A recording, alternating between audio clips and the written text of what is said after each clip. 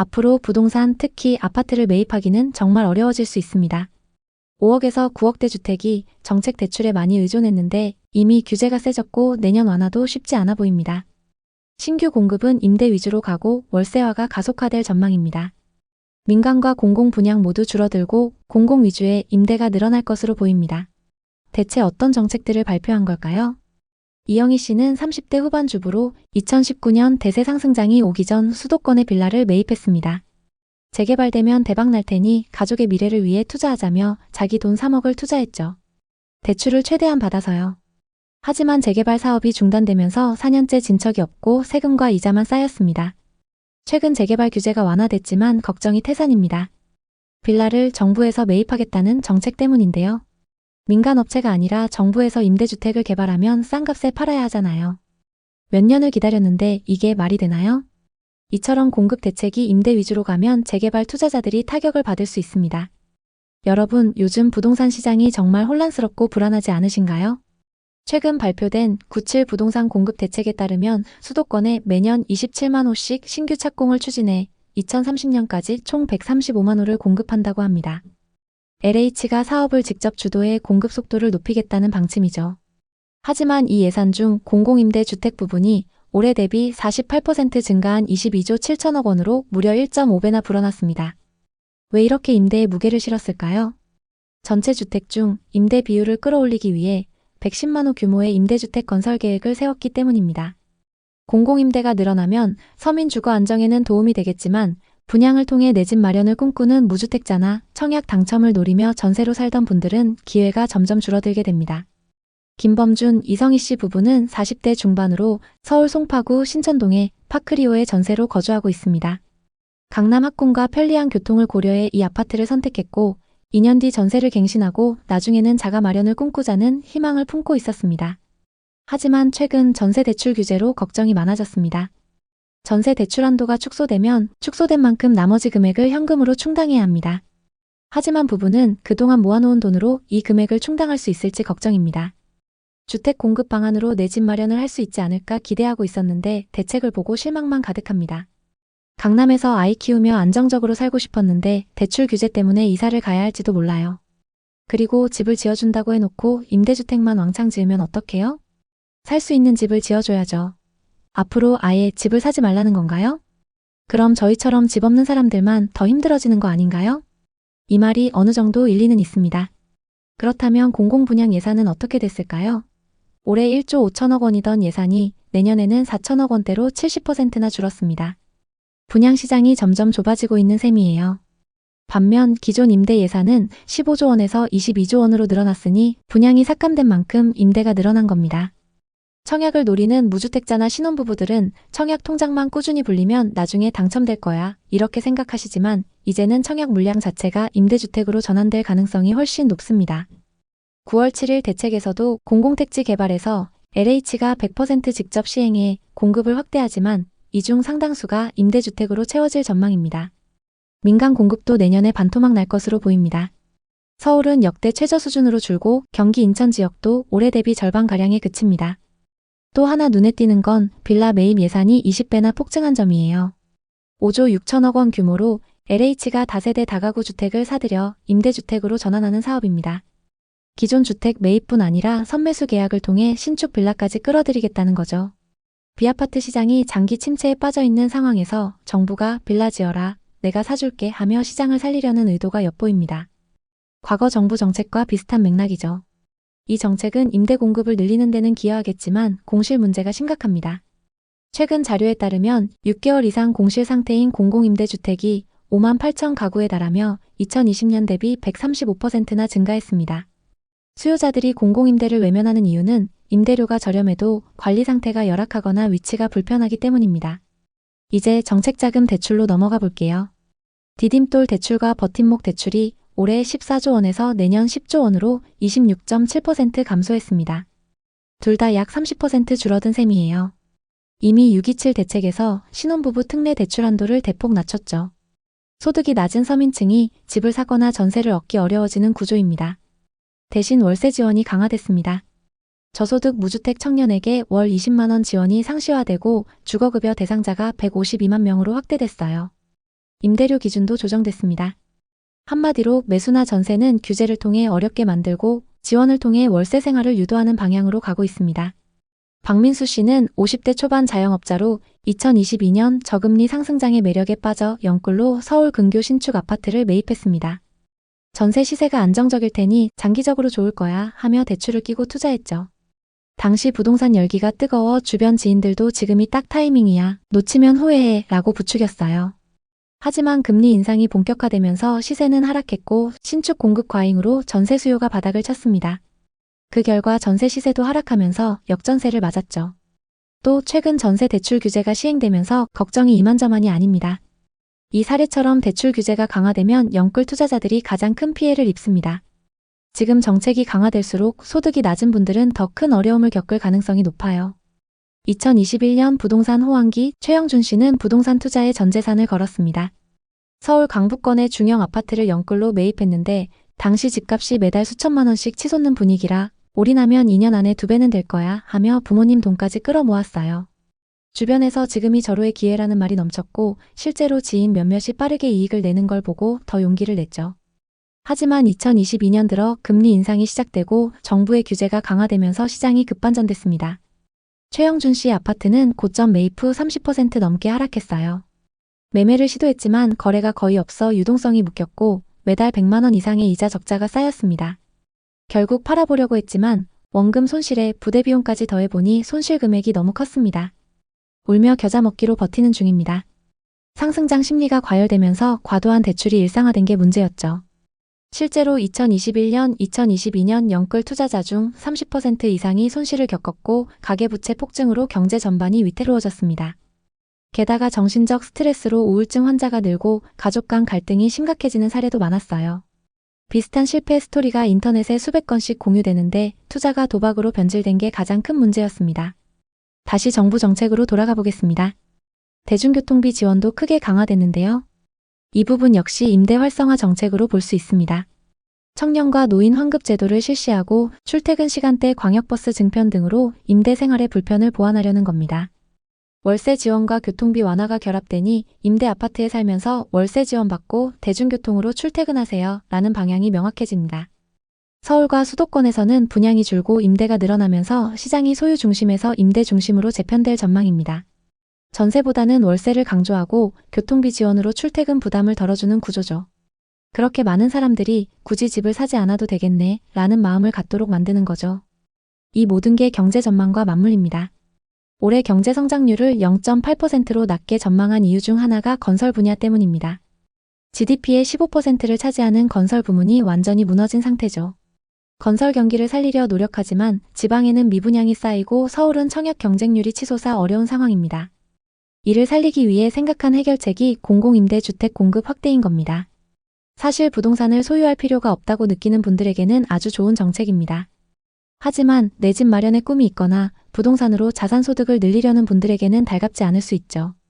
이영희 씨는 30대 후반 주부로 2020년 상승기 때 용인 재개발 지역의 빌라를 매입했습니다. 재개발되면 3배는 벌 테니 미래를 위해 투자하자 하며 3억을 투자했죠. 그리고 모자란 돈 4억은 대출을 받았습니다. 하지만 재개발 사업이 중단되면서 4년째 진척이 없고 세금과 이자만 쌓였습니다. 최근 재개발 규제가 완화됐지만 걱정이 태산입니다. 빌라를 정부에서 매입하겠다는 정책 때문인데요. 민간 업체가 아니라 정부에서 개발하면 싼 값에 팔아야 하잖아요. 몇 년을 기다렸는데 이게 말이 되나요? 이처럼 공급 대책이 임대 위주로 가면 재개발 투자자들이 타격을 받을 수 있습니다. 앞으로 부동산, 특히 아파트를 매입하기는 정말 어려워질 수 있습니다. 중저가 주택이 정책 대출에 많이 의존했는데 이미 규제가 세졌고 내년 완화도 쉽지 않아 보입니다. 신규 공급은 임대 위주로 가고 월세화가 가속화될 전망입니다. 민간과 공공 분양 모두 줄어들고 공공 위주의 임대가 늘어날 것으로 보입니다. 아파트 전세 부족과 신규 입주 감소도 예고돼 있습니다. 그래도 무언가를 사야 한다면 교통과 인프라가 개선되는 지역을 주목하세요. 지방의 미분양은 계속되고 서울 수도권 쏠림 현상이 심화될 겁니다. 접근성이 좋은 저평가 지역을 잘 살펴보는 게 중요합니다. 여러분은 이 정책 방향에 대해 어떻게 생각하시나요? 앞으로 부동산은 사고 싶어도 못 사는 시대가 올 수 있습니다.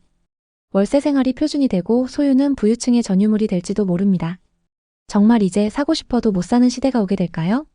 지금 당장 집을 사야 하는 걸까요? 아니면 맘 편히 월세 생활하는 게 좋을까요?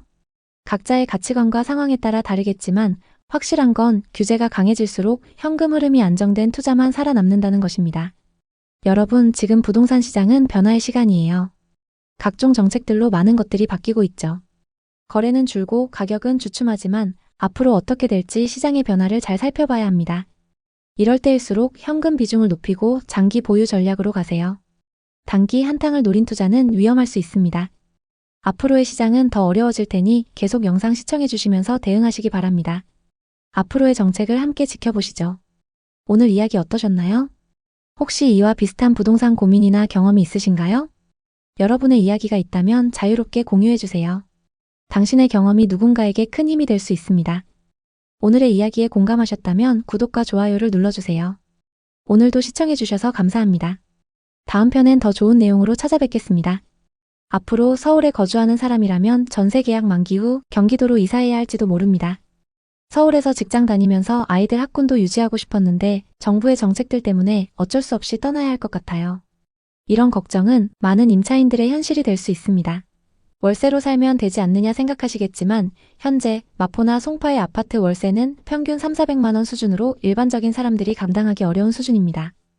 앞으로 이 상황이 계속되면 임차인들은 원치 않는 이사를 해야 할 가능성이 높아집니다. 서민과 중산층의 주거 안정을 위한 정책이라지만 오히려 많은 사람들을 사지로 내모는 꼴이 될 수 있습니다. 특히 신축 아파트를 분양받은 사람들은 지금 발등에 불이 떨어졌는데요. 최근 규제들로 임차인이 대출을 받아 전세금을 주고 그 돈으로 집주인이 잔금을 치르는 갭투자 방식이 완전히 막혔습니다. 규제가 시작되면서 집주인들은 임차인을 구하지 못하고 있어요. 분양 아파트 집주인들 대부분이 그런 상황입니다. 제가 현장에서 만난 한 집주인은 이렇게 말하더군요. 전세 세입자만 구하면 잔금을 메울 수 있었는데 이제 그게 안 된다네요. 사금융에서 고금리 대출을 알아보고 있어요. 그렇게 되면 이자만 매달 수백만 원이 나가요. 새 아파트 하나 분양받는 게 평생의 꿈이었는데 이건 너무한 거 아닌가요?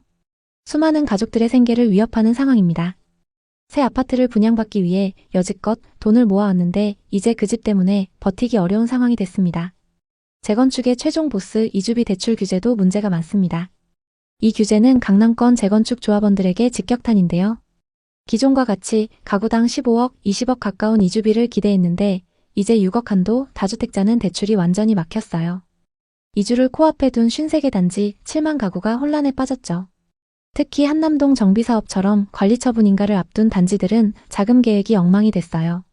조합원들은 기존 주택 감정가 대출로 이주비를 마련하려 했는데 이제 그 많은 돈을 다 자력으로 해야 하냐며 절망하고 있어요. 요즘 서울과 수도권 부동산 시장은 그야말로 폭풍전야입니다. 몇 달 전만 해도 아파트 값이 치솟으면서 지금 안 사면 영영 못 산다는 불안 심리가 시장을 뜨겁게 달궜죠. 강남 3구와 마용성 같은 한강벨트 지역은 최고가 거래가 연일 갱신되며 투자자들의 관심을 끌었습니다. 하지만 정부의 각종 규제가 시행되면서 시장은 벌써부터 하락하기 시작했습니다. 적게는 1억, 2억, 크게는 5억씩 하락한 사례도 보이는데요. 정부 규제의 핵심은 수요와 공급을 모두 억제하는 것입니다. 공공임대주택을 많이 짓는 것을 목표로 하는 것, 또 주택담보대출 한도를 6억 원으로 제한하고 소유권 이전 조건부 전세 대출을 전면 금지하는 것입니다. 여기에 주담대를 받으면 6개월 이내 전입 의무가 부과되면서 갭투자는 사실상 불가능해졌습니다. 또 추가로 보유세 등 세금 규제도 더욱 강화한다고 하는데요. 이 조치가 시행되면 전세 대출을 활용한 부동산 투자는 큰 제약을 받게 되고 전세 시장이 월세로 급격히 전환될 가능성이 큽니다. 왜 이런 변화가 예상될까요? 전세 대출이 막히면 집주인들은 잔금을 마련하기 어려워지고 임차인들은 전세 계약을 유지하기 힘들어질 겁니다. 결국 집주인들은 전세 매물을 월세로 전환하거나 매물을 시장에 내놓지 않고 관망할 가능성이 높아집니다. 이미 서울 송파구 헬리오시티 같은 대단지 아파트에서는 월세 매물이 늘어나는 조짐이 보이고 있죠. 한국부동산원 데이터에 따르면 최근 송파구의 월세 매물 비율이 15% 이상 증가했습니다. 이 흐름은 앞으로 더욱 가속화될 것입니다. 특히 전세로 거주하던 서민과 청년층 그리고 갭투자에 뛰어든 투자자들에게 직접적인 타격으로 다가올 가능성이 큽니다. 전세라는 한국 특유의 주거 문화가 위축되면서 월세 부담이 커지고 투자자들은 자금난에 빠질 수 있습니다. 과연 이 규제가 시행되면 어떤 피해가 예상되는지 두 가지 사례를 통해 구체적으로 살펴보겠습니다. 첫 번째 사례는 40대 초반 자영업자 최현우 씨의 이야기입니다. 최현우 씨는 올해 안에 서울 마포에 위치한 아파트를 갭투자로 매수할 계획이었습니다. 현재 기준 매매는 20억, 전세는 10억 수준입니다. 현우 씨는 전세입자의 전세금을 활용해 잔금을 충당할 계획이었습니다. 마포는 아직 갭투자가 가능하고 전세 수요도 높아서 안정적이라는 중개사의 말에 큰 기대를 걸고 자금을 마련하고 있었습니다.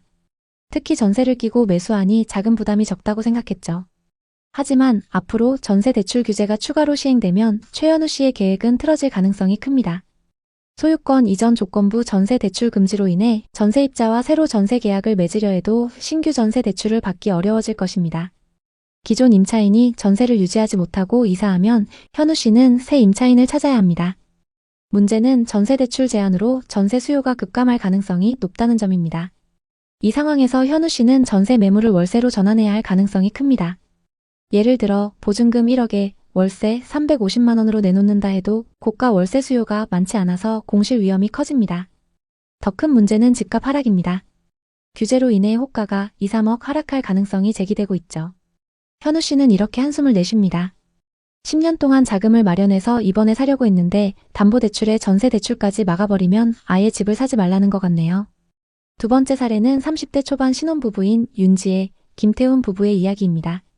이들은 서울 송파구 가락동에 있는 헬리오시티에 전세로 거주하고 있습니다. 전세 보증금은 10억. 2년 전 계약 당시 전세대출을 5억 받아서 보증금을 마련했죠. 부부는 강남 학군과 편리한 교통을 고려해 이 아파트를 선택했고 2년 뒤 전세를 갱신하고 나중에는 자가로 매수하자는 꿈을 품고 있었습니다. 하지만 전세 대출 규제가 시행되면 이들의 안정적인 주거 계획이 흔들릴 가능성이 큽니다. 전세 대출 규제가 강화되면 부부의 전세 대출 한도가 확 줄어듭니다. 축소된 만큼 나머지 금액을 현금으로 충당해야 합니다. 하지만 부부가 그동안 모아놓은 돈으로 이 금액을 충당할 수 있을지 걱정입니다. 집주인은 전세 대출 규제로 잔금을 맞추기 어려워지면 전세를 월세로 전환할 가능성이 높습니다. 예를 들어 보증금 1억에 월세 450만 원을 제한한다면 부부는 월 소득의 상당 부분을 주거비로 지출해야 합니다. 이는 저축은 물론이고 기본적인 생활비에도 큰 부담이 됩니다. 윤지혜 씨는 이렇게 걱정합니다. 강남에서 아이 키우며 전세로 살고 싶었는데 대출 규제가 시행되면 월세 부담 때문에 이사를 가야 할지도 몰라요. 집 없는 사람들만 더 힘들어지는 거 아닌가요? 이제 두 사례를 바탕으로 규제가 시행되면 시장에 어떤 변화가 올지 더 깊이 들여다보겠습니다. 대출 규제는 투기 수요를 억제하려는 의도지만 부작용도 만만치 않습니다. 특히 전세 대출 제한은 전세의 월세화를 가속화하며 서민과 청년층의 주거 부담을 크게 늘릴 가능성이 높습니다. 먼저 전세 대출이 제한되면 집주인들이 전세 대신 월세로 내놓을 가능성이 높습니다. 서울 아파트의 평균 전세가율은 시세의 약 50~60% 수준인데 대출 규제로 전세 수요가 줄어들면 월세 매물이 급증할 것입니다. 예를 들어 송파의 대단지에서는 이미 월세 매물이 늘어나는 조짐이 보이고 있으며 규제 시행 후에는 이 비율이 20% 이상 증가할 것으로 예상됩니다. 이는 임차인들에게 월세라는 고정 지출 부담을 가중시킬 것입니다. 또 전세 대출 규제로 자금 여력이 있는 임차인들만 전세 계약을 유지할 수 있는 구조가 될 가능성이 큽니다. 현금이 넉넉한 세입자는 전세를 유지할 수 있지만 대출 의존도가 높은 저소득층이나 청년층은 월세로 내몰릴 것입니다.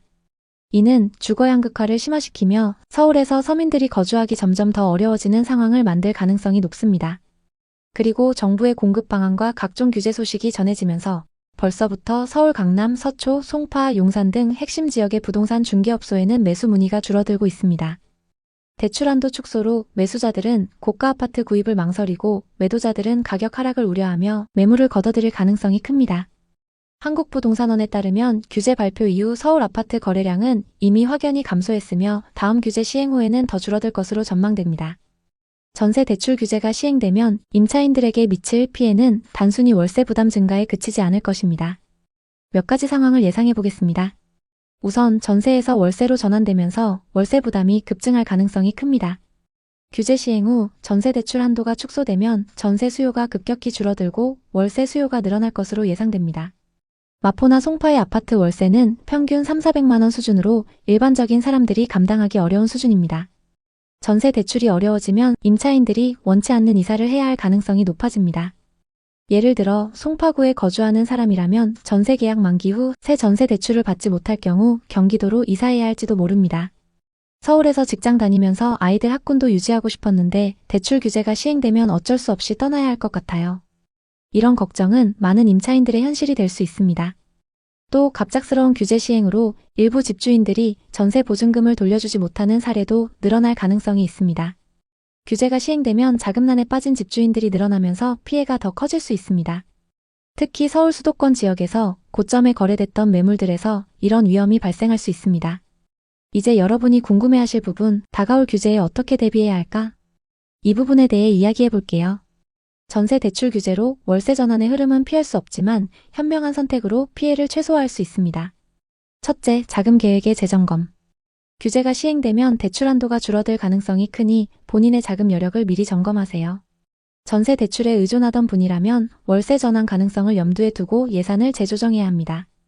예를 들어 월세 부담이 커질 경우 저축 계획을 수정하거나 미리 몇 개월치 예산을 확보하는 것도 방법입니다. 둘째, 비규제 지역 고려. 규제가 시행되면 강남 3구나 용산 같은 고가 지역은 대출 제한이 강력하지만 노원, 도봉, 강북구 같이 비교적 저렴한 지역은 대출 규제에서 상대적으로 자유로울 수 있습니다. 자금 여력이 부족하다면 이런 지역으로 눈을 돌려보는 것도 전략입니다. 셋째, 전세 계약 시 주의. 전세 계약을 할 때는 집주인의 자금 상황과 부동산 등기부를 철저히 확인하세요. 규제 시행으로 전세 사기 위험이 높아질 수 있으니 전세 보증보험 가입 여부를 꼭 확인해야 합니다. 넷째, 장기적인 주거 계획. 전세의 월세화가 가속화될 가능성이 크니 장기적으로 자가 마련을 목표로 하는 것이 중요합니다. 여유 자금이 부족하다면 정부의 공공주택 확대 정책이나 청약 기회를 적극 활용해 보세요. 627 대출 규제와 다가올 추가 규제들은 서울과 수도권 부동산 시장에 위기와 기회를 동시에 만들 것입니다.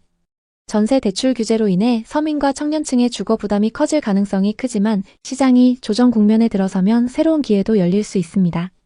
예를 들어 매물이 늘어나고 가격이 조정되는 지역에서는 현금 여력이 있는 분들에게 매수 기회가 될 수 있죠. 복덩이TV는 앞으로도 여러분께 시장의 생생한 소식과 현명한 투자 전략을 전달드리겠습니다.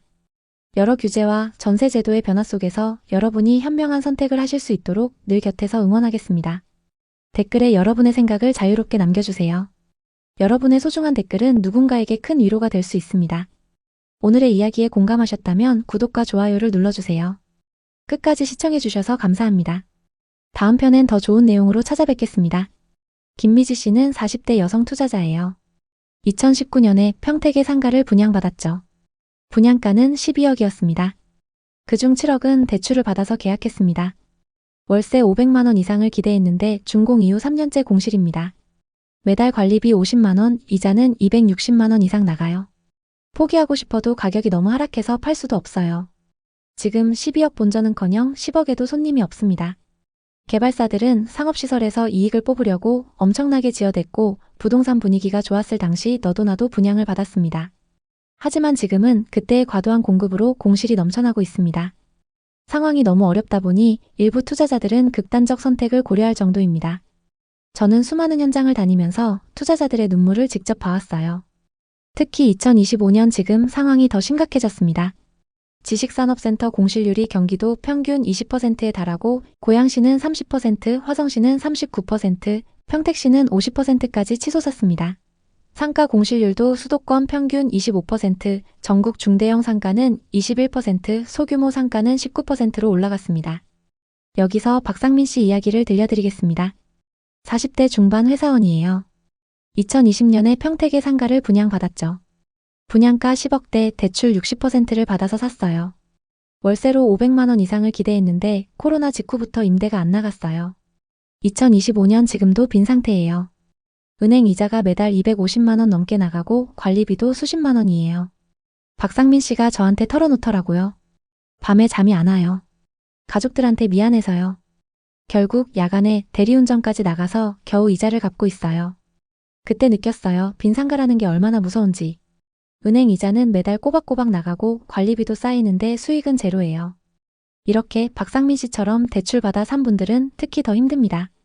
공급 과잉에 경기 침체, 고금리까지 겹쳐 투자자들이 이자를 못 내는 사례가 속출하고 있어요. 제 지인 중에도 비슷한 실수로 큰돈을 날린 분이 있기 때문에 더 와닿습니다. 그분은 평택의 지식산업센터 투자로 2억을 손해봤거든요.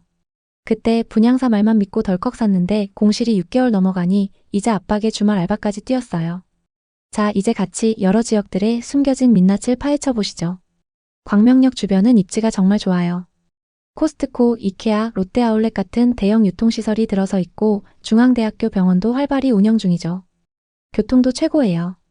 수도권 제1순환고속도로, 제2경인고속도로, 강남순환로가 잘 연결돼 있고 2026년에 신안산선이 개통 예정이라 여의도에서 광명 그리고 안산까지 빠르게 오갈 수 있게 됐어요. 그런데 이런 좋은 입지에도 불구하고 지식산업센터와 상가가 왜 텅 비었을까요? 제가 최근 자료를 샅샅이 뒤져봤어요. 한국산업단지공단의 2025년 6월 자료에 따르면 전국 1066개 지식산업센터 중 40%가 공실 상태고 특히 수도권 외곽 지역이 심각하대요. 광명도 예외가 아니에요. 부동산 플래닛 보고서를 보니 2025년 1분기 경기도의 지식산업센터 경매 건수가 347건으로 전체의 83%를 차지했어요. 공급 과잉이 주범이에요. 2018년부터 2021년까지 건축허가 물량이 폭증하면서 공실이 쌓였죠. 광명역 인근에는 2019년 사용 승인을 받은 대규모 지식산업센터가 있습니다. 이제 6년이 지났는데 여전히 공실투성이에요. 대지 면적 5,000평이 넘고 연면적은 36,000평이 넘는 대형 건물이에요. 지식산업센터 호실 650개, 상가가 28개 호실인데 이 중 상가의 공실이 90% 가까이 돼요. 현장에서 느껴지는 건 이 건물이 유령처럼 서 있다는 거예요. 먼지만 쌓이고 불빛도 거의 없어요. 부동산 관계자분을 만나봤는데 입지가 좋은데 왜 이렇게 비었나요? 라고 물었더니 입주 직후 코로나가 직격탄이었고 2025년 지금은 고금리와 내수 부진으로 장사하려는 사람 자체가 없어요. 라고 하시더라고요. 임대료가 비싸고 인건비까지 오르니 어지간해서는 이익이 안 남습니다. 또 상가를 분양받은 주인들은 대출 이자를 못 내서 허덕이는 경우가 많습니다. 정말 심각하죠. 왜냐하면 빈 상가다 보니까 은행 이자는 계속 나가고 관리비는 계속 나오는데 들어오는 돈은 없으니까요. 도저히 감당이 안 돼요. 2025년 한국부동산원 자료에 따르면 상가 공실률이 20% 이상으로 올랐고 지식산업센터는 공급 과잉 지역에서 40%에서 50%에 달한대요. 매일경제 기사에 따르면 경기도 전체 지식산업센터 16,209개 호실 중 평균 20%가 공실이라고 해요. 대형 건물들을 보면 1층 메인 상가도 텅 비었어요. 몇 개 점포만 프랜차이즈 업체들이 들어서 있고 나머지는 썰렁해요. 수도권의 메인 상가값은 거의 10억대예요. 그런데 대부분 대출을 받아서 샀기 때문에 주인 입장에서는 은행 이자도 못 내는 상황이 돼요. 상가는 보통 대출이 50~60% 정도예요. 그래서 어떤 주인분들은 그 이자를 못 내는 그런 상황입니다. 정말 심각합니다. 광명역에 있는 대형 건물 상가들도 보통 도로변으로 10억에서 15억 정도에 분양됐거든요. 그래서 처음 기대 수익은 10억대 상가는 월세 400만 원에서 500만 원 정도였는데 막상 입주 시점에 경기가 나빠지니 지금은 싸게라도 맞춰달라는 사람들이 있어요. 왜냐하면 빈 상가다 보니까 은행 이자는 계속 나가고 관리비는 계속 나오는데 들어오는 건 없으니까요. 자기도 몇 억 쏟아놓고 감당이 안 됩니다. 보통 지식산업센터의 상가는 입주 후 6개월 정도 지나면 50%, 1년 지나면 거의 다 차는 게 일반적인데 여기서는 안 됐어요. 1층 상가는 특히 안 나가고 있거든요. 나간 몇 개도 주인들이 직접 하는 거지 진짜 임대 나가는 건 몇 개 안 돼요. 이제 이종현 씨 이야기를 들려드리겠습니다. 50대 초반 사업가예요. 2021년에 하남 미사신도시의 상가를 2칸 분양받았어요. 한 칸은 본인 운영, 한 칸은 임대주다가 팔아서 이익을 보려 했죠. 총 20억, 대출은 12억 받았어요. 준공 전까지 기대감에 부풀어 있었죠. 당시에는 상가 열기가 엄청났고 분양 족족 팔려나갔습니다. 그런데 준공이 완료되고 막상 입주 때가 되니 경기가 급격히 나빠졌어요. 원하던 금액보다 저렴하게 내놔도 아무도 들어오지 않았죠.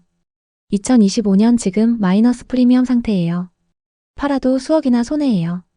최근 임대 한 칸이 겨우 나갔는데 월세 기대치의 80%도 안 됩니다. 이종현 씨는 압류 올까봐 잔금 치렀는데 빚만 늘었어요. 앞으로 어떻게 해야 할지 모르겠네요 라고 하셨어요. 종현 씨 말고도 이런 분들 정말 많습니다. 2025년 대한건설협회 조사를 보니 2022년부터 2024년까지 공급된 지식산업센터 65개 사업장 평균 미분양률이 37%예요. 거래 절벽에 경매 폭탄까지 터지고 있습니다. 왜 이렇게 됐을까요? 첫째, 공급 과잉이에요. 2018년부터 2021년까지 공급 폭증으로 2025년 공실률이 급증했습니다. 둘째, 경기 침체예요. 코로나 후유증과 고금리, 내수 부진이 겹쳤어요. 셋째, 수요 예측 실패예요. 인구가 늘지 않는 지역에 과도한 공급이 이어졌죠. 주변 아파트마다 상가가 있어서 소비자들이 멀리 갈 필요 없습니다. 게다가 2022년 이후 온라인 비중이 급격히 늘어나면서 오프라인 상가가 타격을 받았습니다. 수도권 모든 지역에서 공통으로 나타나고 있습니다. 송도를 보니 상업용 공실률이 26.8%고 어떤 지식산업센터는 90% 이상 비었습니다. 인천 전체 소규모 상가 공실률이 20%로 2배 증가했는데 그중 송도가 상당 부분을 차지하고 있습니다. 평택 고덕은 지식산업센터 공실률이 70%로 심각하고 집합상가가 25%예요. 반도체 불황에 과잉 공급으로 10억대 상가가 5억에도 안 팔려요. 남양주 다산 신도시는 공실률 25%, 하남 미사 신도시는 18%로 상황이 좋지 않습니다. 또 동탄 신도시는 일부 상가가 60% 공실로 투자자들의 이자와 세금만 줄줄 새고 있습니다. 한국부동산원에 따르면 경기도 전체 집합상가와 지식산업센터 공실률이 계속 증가하고 있습니다. 공급 과잉이 전국적 문제예요. 비수도권은 상황이 더 안 좋습니다. 고분양가, 고임대료, 고관리비가 발목을 잡고 있죠. 개발사들은 상가에서 이익을 뽑으려고 무조건 지었고 부동산 분위기가 좋았을 당시 너도나도 분양을 받았습니다. 하지만 시간이 지나 준공이 완료된 후에 여러 가지 좋지 않은 상황이 겹치면서 임차인이 구해지지 않고 있습니다. 대출을 받아 산 분들이 이자를 못 내고 애타는 상황이에요. 상황이 너무 어렵다 보니 일부 투자자들은 극단적 선택을 고려할 정도입니다. 김미지 씨는 40대 여성 투자자예요. 2019년에 상가를 한 칸 분양받았어요. 분양가는 12억이었습니다. 그중 7억은 대출을 받아서 계약했습니다. 월세 500만 원 이상을 기대했는데 준공 이후 3년째 공실입니다. 매달 관리비 50만 원, 이자 270만 원이 나가요. 포기하고 싶어도 가격이 너무 하락해서 팔 수도 없어요. 쉬는 날마다 카페 알바 뛰면서 빚 갚고 있어요.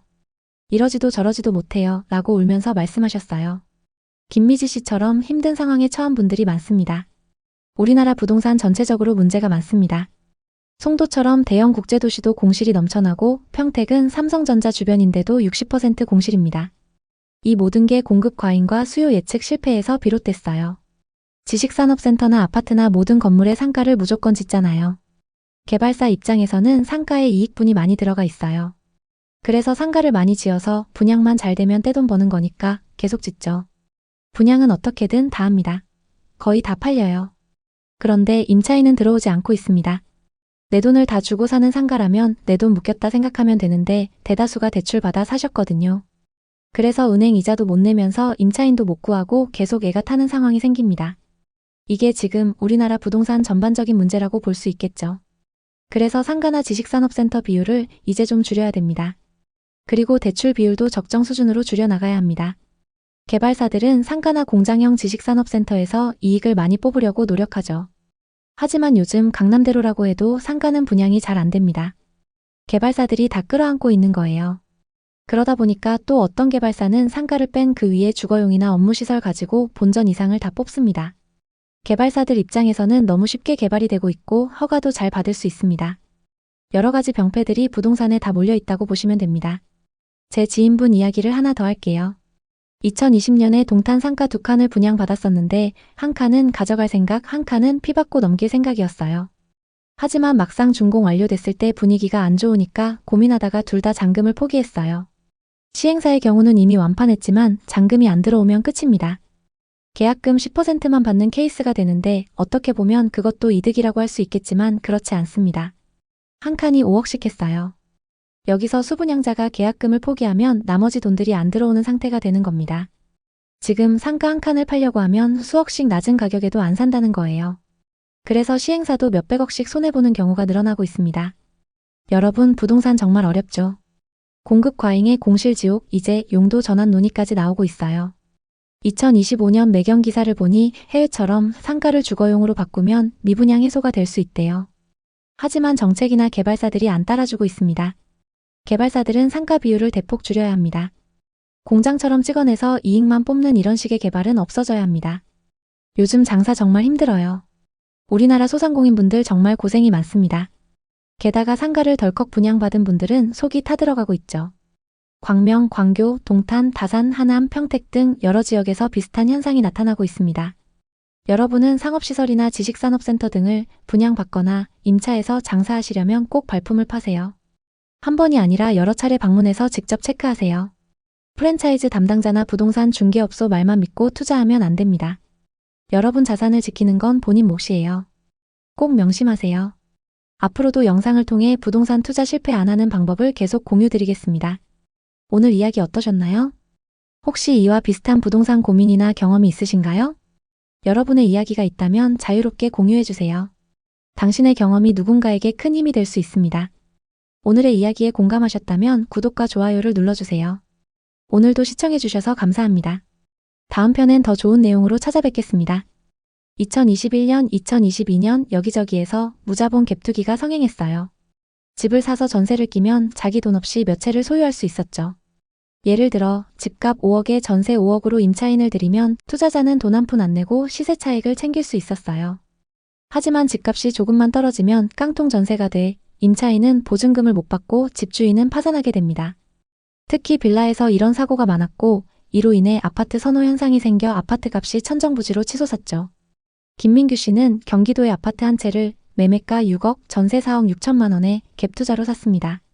자기 돈 1억 4천만 원으로 6억짜리 아파트를 샀다는 게 믿기지 않았고 너무 기뻤습니다.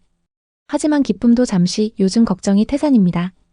곧 전세 만기 시점이 다가오는데 강화된 전세 규제 때문에 급하게 현금이 필요합니다. 최소 4천만 원의 현금을 마련해야 하는 상황이죠. 정책 변화 소식에 불안 속에서 이러지도 저러지도 못하고 있습니다. 집주인들 뿐만 아니라 전세로 살고 있는 임차인들도 막막합니다. 앞으로 어떻게 될까요? 오늘은 정말 중요한 주제입니다. 부동산 전세 대출 규제로 인해 집주인과 임차인 모두가 큰 영향을 받을 수 있는 상황이 펼쳐지고 있습니다. 2025년 현재 정부가 전세 보증금 반환 보증의 LTV를 70%까지 낮추는 정책을 추진하고 있는데 이 정책이 서민의 주거 안정을 위한 것인지 아니면 큰 혼란을 초래할지 깊이 파헤쳐 보겠습니다. 먼저 이 전세 대출 규제가 시행되면 어떤 피해가 올지 구체적으로 짚어볼게요. 앞으로 전세가율이 70%를 초과하는 주택은 보증 가입이 불가능해집니다. 임차인 입장에서는 전세자금 대출을 받기가 어려워지니 반전세나 월세로 전환하는 비율이 급격히 늘어날 가능성이 큽니다. 예를 들어 서울이나 수도권에서 집값 5억짜리 아파트에 전세금 4억으로 살던 세입자가 이사를 가려면 보증 한도가 3억 5천만 원으로 줄어듭니다. 나머지 5천만 원은 본인 돈으로 채워야 하니 저축이 부족한 젊은 세대나 서민 가정은 주거 불안정이 심화될 수밖에 없죠. 월세로 넘어가면 매달 100만 원 이상의 부담이 생길 수 있습니다. 통계에 따르면 서울의 주택 임대 비중은 이미 월세가 64.4%인데 이 정책으로 80%까지 치솟을 가능성도 배제할 수 없습니다. 집주인도 피해를 피하기 어렵습니다. 새로운 임차인을 구하려면 전세금을 대폭 낮춰야 하니 현금이 급하게 필요하고 전세를 맞추지 못할 가능성이 큽니다. 특히 지방은 전세가율이 평균 70%를 넘는 지역이 전국 17개 시도 중 12곳이나 되는데 대전, 광주, 울산, 경남, 전남 같은 지역에서는 임차인들이 대출을 받기 어려워 이주 자체가 힘들어질 수 있습니다. 이는 지역 경제 위축으로 이어질 수 있어요. 전체 시장을 보면 수백만 가구가 영향을 받아 전세 시장에 대혼란이 올 가능성이 높습니다. 전세 사기와 갭투자를 차단하려는 의도는 이해하지만 부작용으로 서민층의 주거 빈곤이 심화되고 서민 보호가 아니라 서민 내몰기라는 비판이 나오는 이유가 바로 여기 있습니다. 박민호 씨는 2018년 평범한 직장인으로 부동산 투자를 시작했어요. 당시 전세 보증 LTV가 100%에 가까웠던 시절이라 온라인 부동산 커뮤니티에서 무자본 갭투자로 돈 벌기 쉽다는 조언에 귀가 솔깃했죠. 서울 근교에 빌라 3채를 샀습니다. 첫 번째 빌라는 매매가 3억, 전세 2억 8천만 원으로 세팅했어요. 은행 대출이 쉽게 나와 자기 돈 2천만 원만 투자했고 임차인은 한 달 만에 구했어요. 금방 시세가 오르자 투자에 눈이 멀었고 그렇게 다음 계약들을 진행했습니다. 두 번째 빌라는 매매가 2억 5천만 원에 전세 2억 3천만 원, 세 번째는 매매가 3억 2천만 원에 전세 2억 9천만 원. 세 채를 사고 얼마 지나지 않아서 7천만 원이 올랐고 이게 부자의 길이구나 라고 꿈을 키웠대요. 출퇴근길에 부동산 매물만 들여다봤죠. 하지만 어느 순간부터 빌라 시장이 흔들렸어요. 첫 번째 빌라 임차인이 이사를 가면서 전세금 2억 8천만 원 반환을 요구했는데 박민호 씨는 현금이 없었어요. 갭투기라 대출에만 의존했으니까요. 주택도시보증공사에 보증 신청했지만 감정가보다 20% 부풀려져 거부됐어요. 결국 첫 빌라는 어렵게 고금리 신용대출로 넘어갔죠. 하지만 문제는 두 번째 빌라였어요. 두 번째 세입자는 재계약 시점에 전세금 2천만 원을 낮춰달라고 했죠. 당시 시세가 그만큼 낮아졌기 때문에 어쩔 수 없었습니다. 대출도 안 나오고 현금이 없어 가족과 지인들에게 돈을 빌렸고 모자란 돈은 대부업체까지 연락해 채웠습니다. 그 사이 빌라 집값이 쭉쭉 떨어졌고 총 2억 손실에 신용등급까지 망가졌어요. 3년간 빚 갚느라 고생했는데 앞으로가 더 걱정입니다. 정부는 서민 주거 안정 정책이라던데 저 같은 서민을 투기꾼으로 만들어 망쳤어요. 이 사례는 높은 LTV가 초보 투자자를 유혹해 파산으로 내몬 전형적인 경우예요. 지금 전세 규제가 강화되면 이런 상황에 처할 집주인들이 매우 많습니다. 여기서 잠깐 기본 개념을 정리하며 본론으로 들어가죠. 여러분이 살고 계신 집의 매매가와 전세가율을 아시나요? 집값 10억에 전세 5억이면 전세가율 50%, 6억이면 60%입니다. 이 전세가율은 전세보증금 반환 보증의 기준이 되는데 정부가 LTV를 70%로 낮추는 건 과거의 교훈 때문이에요. 2017년 LTV가 100%에 가까웠을 때 무자본 갭투기가 성행했어요. 집을 사서 전세를 끼면 자기 돈 없이 수십 채를 소유할 수 있었죠. 예를 들어 집값 5억에 전세 5억으로 임차인을 들이면 투자자는 돈 한 푼 안 내고 시세 차익을 챙겼어요. 하지만 집값이 조금만 떨어지면 깡통 전세가 되어서 임차인은 보증금을 못 받고 집주인은 파산. 특히 빌라에서 이런 사고가 많았고 이로 인해 아파트 선호 현상이 생겨 아파트 값이 천정부지로 치솟았죠. 정부는 서민의 주거 안정을 목표로 시행한다고 하지만 결과적으로 서민들이 집을 못 사게 됐어요. LTV는 담보인정 비율로 감정가 5억에 70%면 최대 3억 5천만 원까지 대출이 가능합니다. 문제는 감정가가 실제 거래가와 달라서 사고가 발생할 수 있다는 점입니다. 실제 감정가 4억짜리 집이 6억으로 부풀려져 거래될 수도 있기 때문이죠. 2025년 정부의 목표는 전세 사기 차단과 가계대출 억제입니다. 현재 가계대출이 2천조 원을 넘는 상황이라 규제는 필요하지만 부작용이 만만치 않습니다. 이미 초반에 말씀드렸듯 임차인은 자금 조달이 어려워지고 월세 비중이 늘어나며 전세 시장은 혼란에 빠질 가능성이 큽니다. 집주인은 전세입자를 못 구해 자연스럽게 공실이 늘어날 수 있습니다. 특히 지방은 전세가율이 높아 타격이 더 클 것입니다. 한국부동산원 자료에 따르면 2025년 7월 기준 아파트 전세가율이 70%를 넘는 지역은 전국 17개 시도 중 12곳입니다. 광주, 대전, 울산, 경남, 전남 등이 포함되죠. 연립과 빌라 같은 B아파트는 서울, 부산, 세종을 제외하고 모두 70%를 넘습니다. 즉 대부분의 임차인들이 대출을 받기 어려워져 주거이동이 힘들어질 가능성이 큽니다. 전세보증금 반환보증 제도는 건설사 미분양 해소와 임차인 주거 안정을 목적으로 시행됐죠. 임차인이 계약 만료 시 집주인에게 전세금을 못 받으면 허그 한국주택금융공사 서울보증보험이 대신 돌려줍니다. 현재 기준은 수도권 7억 이하, 지방 5억 이하 주택에 담보인정 비율 90% 이하로 가입 가능합니다. 하지만 70%로 낮아지면 집값 7억 기준으로 전세금 4억 9천만 원 이하만 보증 가입이 가능해집니다.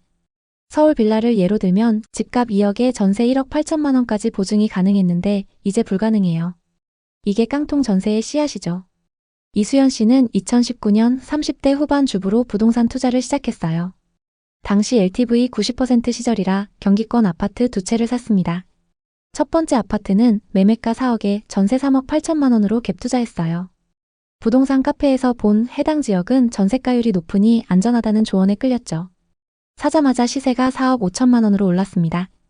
갭 투자의 매력에 빠진 이수연 씨는 곧바로 두 번째 아파트를 계약합니다.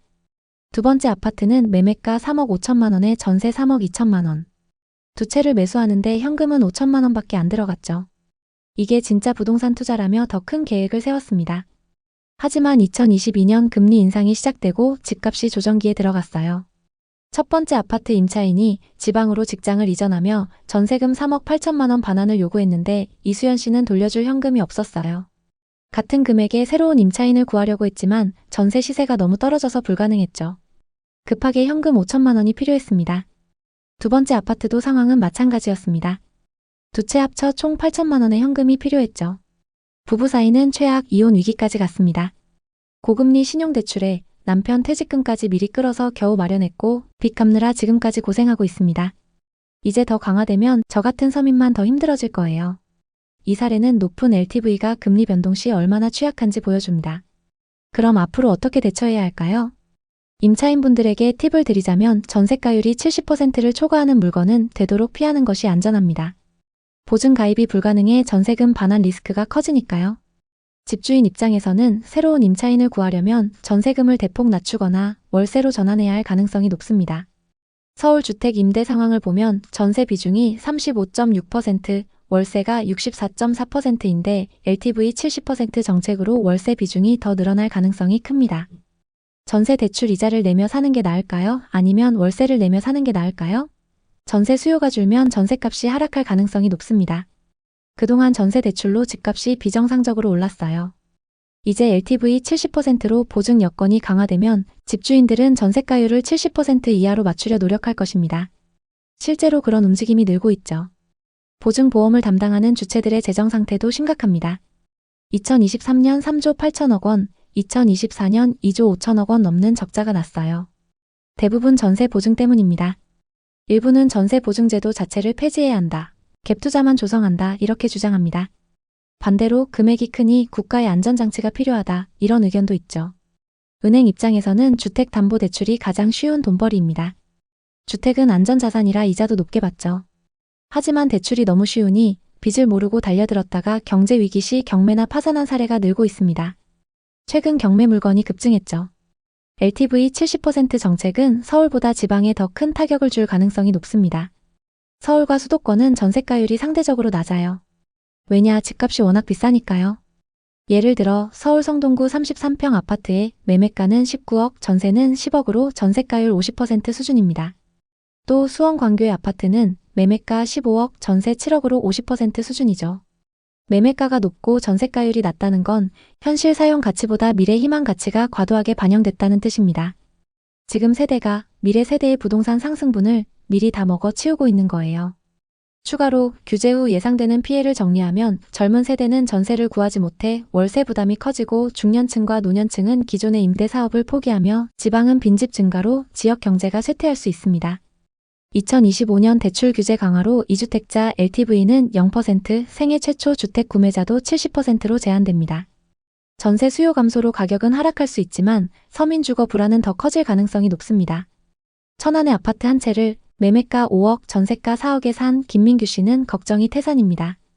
곧 전세 만기 시점이 다가오는데 강화된 전세 규제를 적용하면 급하게 현금을 마련해야 하기 때문이죠. 5억의 70%면 최대 3억 5천만 원입니다. 현재 4억에 맞춰져 있기 때문에 어떻게 해서든 5천만 원의 현금을 마련해야 하는 상황이죠.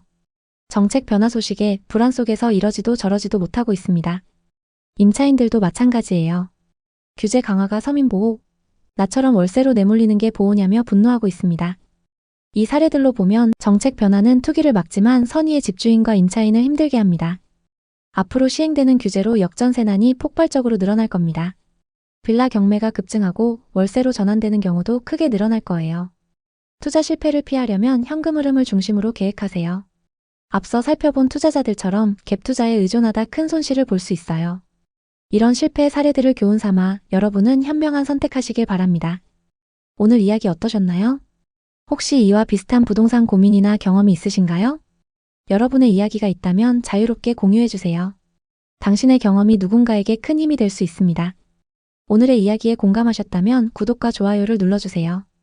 오늘도 시청해주셔서 감사합니다. 다음 편엔 더 좋은 내용으로 찾아뵙겠습니다. 저는 수많은 현장을 다니면서 투자자들의 눈물을 직접 봐왔어요. 특히 2025년 지금 상황이 더 심각해졌습니다. 지금 수도권 모든 지역에서 공통적으로 나타나고 있는 현상이 있습니다. 지난 상승장 막바지에 올랐던 곳들이 폭탄처럼 터지고 있는데요. 송도를 보니 상업용 공실률이 26.8%고 어떤 지식산업센터는 90% 이상 비었습니다. 평택 고덕은 지식산업센터 공실률이 70%로 심각하고 집합상가가 25%예요. 반도체 불황에 부동산 과잉 공급으로 10억대 매물이 5억에도 안 팔려요. 남양주 다산신도시는 공실률 25%, 하남 미사신도시는 18%로 역시 상황이 좋지 않습니다. 또 동탄신도시는 일부 주상복합이 60% 공실로 투자자들의 이자와 세금만 줄줄 새고 있습니다. 한국부동산원에 따르면 경기도 전체의 집합상가와 지식산업센터 공실률이 계속 증가하고 있습니다. 공급 과잉이 전국적 문제예요. 박상민 씨는 40대 중반 회사원이에요.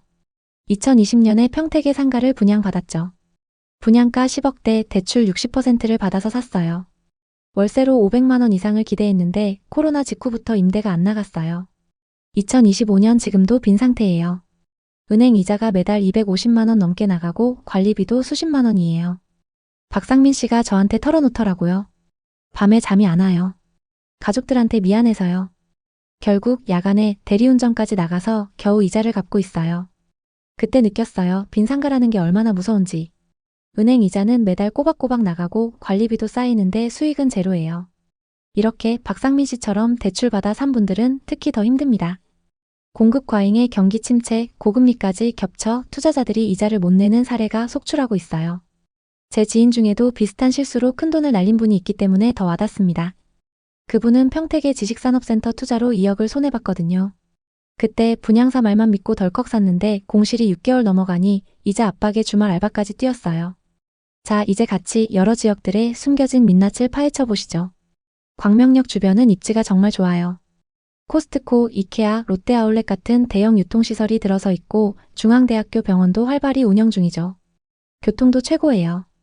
수도권 제1순환고속도로, 제2경인고속도로, 강남순환로가 잘 연결돼 있고 2026년에 신안산선이 개통 예정이라 여의도에서 광명 그리고 안산까지 빠르게 오갈 수 있게 됐어요. 그런데 이런 좋은 입지에도 불구하고 지식산업센터와 상가가 왜 텅 비었을까요? 제가 최근 자료를 샅샅이 뒤져봤어요. 한국산업단지공단의 2025년 6월 자료에 따르면 전국 1066개 지식산업센터 중 40%가 공실 상태고 특히 수도권 외곽 지역이 심각하대요. 광명도 예외가 아니에요. 부동산 플래닛 보고서를 보니 2025년 1분기 경기도의 지식산업센터 경매 건수가 347건으로 전체의 83%를 차지했어요. 공급 과잉이 주범이에요. 2018년부터 2021년까지 건축허가 물량이 폭증하면서 공실이 쌓였죠. 광명역 인근에는 2019년 사용 승인을 받은 대규모 지식산업센터가 있습니다. 이제 6년이 지났는데 여전히 공실투성이에요. 대지 면적 5,000평이 넘고 연면적은 36,000평이 넘는 대형 건물이에요. 지식산업센터 호실 650개, 상가가 28개 호실인데 이 중 상가의 공실이 90% 가까이 돼요. 현장에서 느껴지는 건 이 건물이 유령처럼 서 있다는 거예요. 먼지만 쌓이고 불빛도 거의 없어요. 부동산 관계자분을 만나봤는데 입지가 좋은데 왜 이렇게 비었나요? 라고 물었더니 입주 직후 코로나가 직격탄이었고 2025년 지금은 고금리와 내수 부진으로 장사하려는 사람 자체가 없어요. 라고 하시더라고요. 임대료가 비싸고 인건비까지 오르니 어지간해서는 이익이 안 남습니다. 또 상가를 분양받은 주인들은 대출 이자를 못 내서 허덕이는 경우가 많습니다. 정말 심각하죠. 왜냐하면 빈 상가다 보니까 은행 이자는 계속 나가고 관리비는 계속 나오는데 들어오는 돈은 없으니까요. 도저히 감당이 안 돼요. 2025년 한국부동산원 자료에 따르면 상가 공실률이 20% 이상으로 올랐고 지식산업센터는 공급 과잉 지역에서 40%에서 50%에 달한대요. 매일경제 기사에 따르면 경기도 전체 지식산업센터 16,209개 호실 중 평균 20%가 공실이라고 해요. 대형 건물들을 보면 1층 메인 상가도 텅 비었어요. 몇 개 점포만 프랜차이즈 업체들이 들어서 있고 나머지는 썰렁해요. 수도권의 메인 상가값은 거의 10억대예요. 그런데 대부분 대출을 받아서 샀기 때문에 주인 입장에서는 은행 이자도 못 내는 상황이 돼요. 상가는 보통 대출이 5, 60% 정도예요. 그래서 어떤 주인분들은 그 이자를 못 내는 그런 상황입니다. 정말 심각합니다. 광명역에 있는 대형 건물 상가들도 보통 도로변으로 10억에서 15억 정도에 분양됐거든요. 그래서 처음 기대 수익은 10억대 상가는 월세 400만 원에서 500만 원 정도였는데 막상 입주 시점에 경기가 나빠지니 지금은 싸게라도 맞춰달라는 사람들이 있어요. 왜냐하면 빈 상가다 보니까 은행 이자는 계속 나가고 관리비는 계속 나오는데 들어오는 건 없으니까요. 자기도 몇 억 쏟아놓고 감당이 안 됩니다. 보통 지식산업센터의 상가는 입주 후 6개월 정도 지나면 50%, 1년 지나면 거의 다 차는 게 일반적인데 여기서는 안 됐어요. 1층 상가는 특히 안 나가고 있거든요. 나간 몇 개도 주인들이 직접 하는 거지 진짜 임대 나가는 건 몇 개 안 돼요. 이제 이종현 씨 이야기를 들려드리겠습니다. 50대 초반 사업가예요. 2021년에 하남 미사신도시의 상가를 2칸 분양받았어요. 한 칸은 본인 운영, 한 칸은 임대 주다가 팔아서 이익을 보려 했죠. 총 20억, 대출은 12억 받았어요. 준공 전까지 기대감에 부풀어 있었죠. 당시에는 상가 열기가 엄청났고 분양 족족 팔려나갔습니다. 그런데 준공이 완료되고 막상 입주 때가 되니 경기가 급격히 나빠졌어요. 원하던 금액보다 저렴하게 내놔도 아무도 들어오지 않았죠. 2025년 지금 마이너스 프리미엄 상태예요. 팔아도 수억이나 손해예요. 최근 임대 한 칸이 겨우 나갔는데 월세 기대치의 80%도 안 됩니다. 이종현 씨는 압류 올까봐 잔금 치렀는데 빚만 늘었어요. 앞으로 어떻게 해야 할지 모르겠네요 라고 하셨어요. 종현 씨 말고도 이런 분들 정말 많습니다. 2025년 대한건설협회 조사를 보니 2022년부터 2024년까지 공급된 지식산업센터 65개 사업장 평균 미분양률이 37%예요. 거래 절벽에 경매 폭탄까지 터지고 있습니다. 왜 이렇게 됐을까요? 첫째, 공급 과잉이에요. 2018년부터 2021년까지 공급 폭증으로 2025년 공실률이 급증했습니다. 둘째, 경기 침체예요. 코로나 후유증과 고금리, 내수 부진이 겹쳤어요. 셋째, 수요 예측 실패예요. 인구가 늘지 않는 지역에 과도한 공급이 이어졌죠. 주변 아파트마다 상가가 있어서 소비자들이 멀리 갈 필요 없습니다. 게다가 2022년 이후 온라인 비중이 급격히 늘어나면서 오프라인 상가가 타격을 받았습니다. 수도권 모든 지역에서 공통으로 나타나고 있습니다. 송도를 보니 상업용 공실률이 26.8%고 어떤 지식산업센터는 90% 이상 비었습니다. 인천 전체 소규모 상가 공실률이 20%로 2배 증가했는데 그중 송도가 상당 부분을 차지하고 있습니다. 평택 고덕은 지식산업센터 공실률이 70%로 심각하고 집합상가가 25%예요. 반도체 불황에 과잉 공급으로 10억대 상가가 5억에도 안 팔려요. 남양주 다산신도시는 공실률 25%, 하남 미사신도시는 18%로 상황이 좋지 않습니다. 또 동탄신도시는 일부 상가가 60% 공실로 투자자들의 이자와 세금만 줄줄 새고 있습니다. 한국부동산원에 따르면 경기도 전체 집합상가와 지식산업센터 공실률이 계속 증가하고 있습니다. 공급 과잉이 전국적 문제예요. 비수도권은 상황이 더 안 좋습니다. 고분양가, 고임대료, 고관리비가 발목을 잡고 있죠. 개발사들은 상가에서 이익을 뽑으려고 무조건 지었고 부동산 분위기가 좋았을 당시 너도나도 분양을 받았습니다. 하지만 시간이 지나 준공이 완료된 후에 여러 가지 좋지 않은 상황이 겹치면서 임차인이 구해지지 않고 있습니다. 대출을 받아 산 분들이 이자를 못 내고 애타는 상황이에요. 상황이 너무 어렵다 보니 일부 투자자들은 극단적 선택을 고려할 정도입니다. 김미지 씨는 40대 여성 투자자예요. 2019년에 상가를 한 칸 분양받았어요. 분양가는 12억이었습니다. 그중 7억은 대출을 받아서 계약했습니다. 월세 500만 원 이상을 기대했는데 준공 이후 3년째 공실입니다. 매달 관리비 50만 원, 이자 270만 원이 나가요. 포기하고 싶어도 가격이 너무 하락해서 팔 수도 없어요. 쉬는 날마다 카페 알바 뛰면서 빚 갚고 있어요. 이러지도 저러지도 못해요 라고 울면서 말씀하셨어요. 김미지 씨처럼 힘든 상황에 처한 분들이 많습니다. 우리나라 부동산 전체적으로 문제가 많습니다.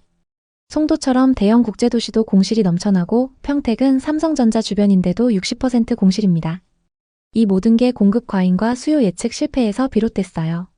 지식산업센터나 아파트나 모든 건물의 상가를 무조건 짓잖아요. 개발사 입장에서는 상가에 이익분이 많이 들어가 있어요. 그래서 상가를 많이 지어서 분양만 잘 되면 떼돈 버는 거니까 계속 짓죠. 분양은 어떻게든 다 합니다. 거의 다 팔려요. 그런데 임차인은 들어오지 않고 있습니다. 내 돈을 다 주고 사는 상가라면 내 돈 묶였다 생각하면 되는데 대다수가 대출받아 사셨거든요. 그래서 은행 이자도 못 내면서 임차인도 못 구하고 계속 애가 타는 상황이 생깁니다. 이게 지금 우리나라 부동산 전반적인 문제라고 볼 수 있겠죠. 그래서 상가나 지식산업센터 비율을 이제 좀 줄여야 됩니다. 그리고 대출 비율도 적정 수준으로 줄여나가야 합니다. 개발사들은 상가나 공장형 지식산업센터에서 이익을 많이 뽑으려고 노력하죠. 하지만 요즘 강남대로라고 해도 상가는 분양이 잘 안 됩니다. 개발사들이 다 끌어안고 있는 거예요. 그러다 보니까 또 어떤 개발사는 상가를 뺀 그 위에 주거용이나 업무시설 가지고 본전 이상을 다 뽑습니다. 개발사들 입장에서는 너무 쉽게 개발이 되고 있고 허가도 잘 받을 수 있습니다. 여러 가지 병폐들이 부동산에 다 몰려 있다고 보시면 됩니다. 제 지인분 이야기를 하나 더 할게요. 2020년에 동탄 상가 2칸을 분양받았었는데 한 칸은 가져갈 생각, 한 칸은 피 받고 넘길 생각이었어요. 하지만 막상 준공 완료됐을 때 분위기가 안 좋으니까 고민하다가 둘 다 잔금을 포기했어요. 시행사의 경우는 이미 완판했지만 잔금이 안 들어오면 끝입니다. 계약금 10%만 받는 케이스가 되는데 어떻게 보면 그것도 이득이라고 할 수 있겠지만 그렇지 않습니다. 한 칸이 5억씩 했어요. 여기서 수분양자가 계약금을 포기하면 나머지 돈들이 안 들어오는 상태가 되는 겁니다. 지금 상가 한 칸을 팔려고 하면 수억씩 낮은 가격에도 안 산다는 거예요. 그래서 시행사도 몇백억씩 손해보는 경우가 늘어나고 있습니다. 여러분, 부동산 정말 어렵죠? 공급 과잉의 공실지옥, 이제 용도 전환 논의까지 나오고 있어요. 2025년 매경 기사를 보니 해외처럼 상가를 주거용으로 바꾸면 미분양 해소가 될 수 있대요. 하지만 정책이나 개발사들이 안 따라주고 있습니다. 개발사들은 상가 비율을 대폭 줄여야 합니다. 공장처럼 찍어내서 이익만 뽑는 이런 식의 개발은 없어져야 합니다. 요즘 장사 정말 힘들어요. 우리나라 소상공인분들 정말 고생이 많습니다. 게다가 상가를 덜컥 분양받은 분들은 속이 타들어가고 있죠. 광명, 광교, 동탄, 다산, 하남, 평택 등 여러 지역에서 비슷한 현상이 나타나고 있습니다. 여러분은 상업시설이나 지식산업센터 등을 분양받거나 임차해서 장사하시려면 꼭 발품을 파세요. 한 번이 아니라 여러 차례 방문해서 직접 체크하세요. 프랜차이즈 담당자나 부동산 중개업소 말만 믿고 투자하면 안 됩니다.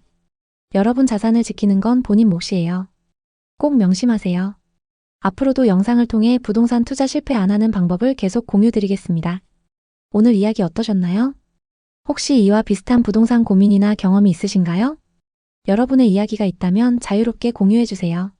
당신의 경험이 누군가에게 큰 힘이 될 수 있습니다.